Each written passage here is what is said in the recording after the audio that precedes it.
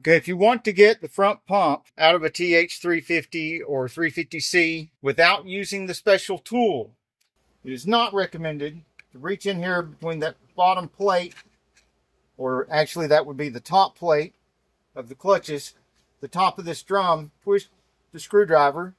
Do not twist the screwdriver. Do not pry.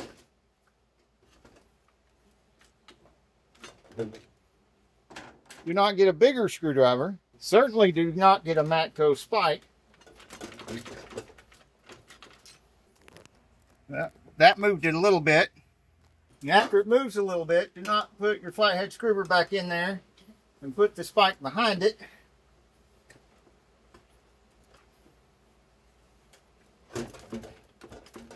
And move it some more. If you take two of the tail housing bolts and put them in these two holes, you can use a slide hammer. But like I said before, this is doing this with no special tools. No slide hammer, not the tool that goes here and just twists and pulls it off. None of that. Now, if it's still being stubborn and it hasn't come out, do not turn the whole thing. Well, and I was going to say bang it on the table, but apparently I had a little bit looser than I thought, and it just went ahead and fell the rest of the way out. So I don't have to take a chance on denting my table, because I didn't have to pick it up, drop it, to make it come out. That is how you do not take the pump out of TH350 with no special tools, not even a slide hammer. Because you could damage the case right here doing that, or you could damage the case in some other way.